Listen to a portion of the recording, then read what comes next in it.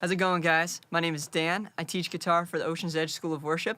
One thing that I commonly see upon students coming to the school is that they're really just kind of familiar with basic open chord voicings and bar chords at best. So what we want to do today is talk about how to break down bar chords and see higher voicings on the guitar in a few different sections of the neck.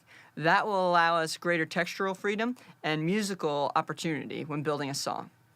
The first example, I'm going to choose a bar chord off of the E string, a major bar chord to start with. We'll choose G. When we build G, we have a finger on the 3rd fret here where the root is. That's important to know. You must always know where your root is to start to build these chords. It's a G major bar chord. So if I want to find the higher voicing of a major bar chord on the E string, what I will choose to do is now eliminate the E string, the A string, and the D string. When I do that, I'm left with my middle finger on the G string 4th fret and the pointer finger barring the B and the E strings.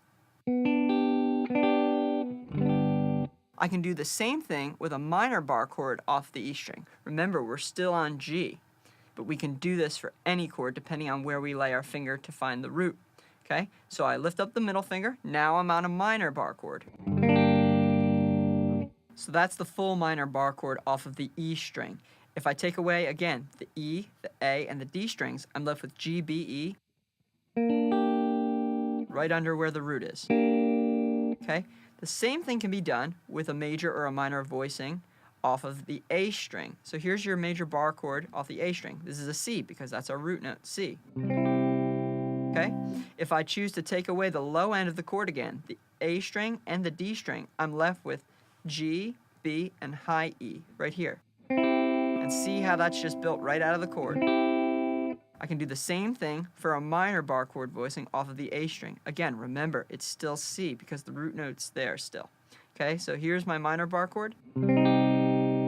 If I take away the E and the A, again, I'm left with just the high end, the G, the B, and the high E. Now that we've learned our higher voicings for some of these chords, we can apply it to a song.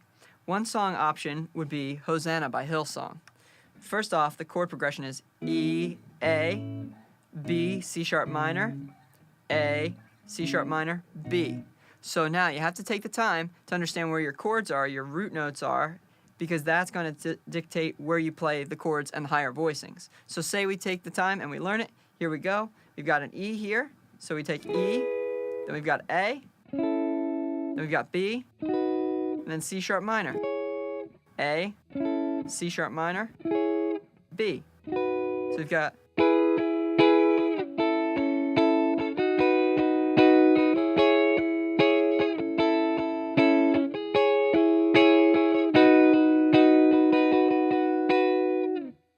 But keep in mind, all while we're learning these concepts, music is music, and it can cross genre boundaries that you might not always think about initially. So while that's a Hillsong worship song, the Red Hot Chili Peppers used something similar when John Frusciante wrote the lines for Under the Bridge. So his chord progression, again, this would be E, B, C sharp minor, G sharp minor, A. And then again, E, B, C sharp minor, A.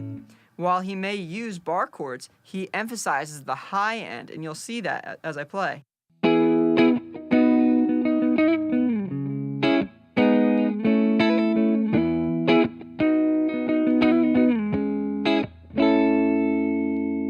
So if I slow that down, the first chord will be E, but I'm going to emphasize the high end.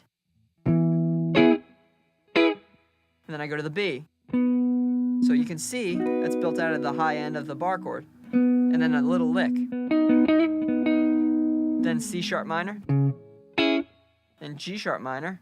And then A. With another lick, but you can see where it comes from. So again.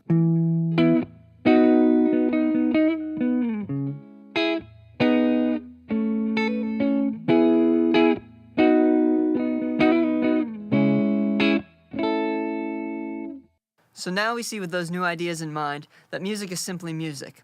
The ideas that separate genres can sometimes be very similar. It's all in your approach, though, as to how you execute or phrase an idea that may make it sound differently from one style to the next. So now I'm just going to play it out with these ideas in context. 1, 2, 3, 4.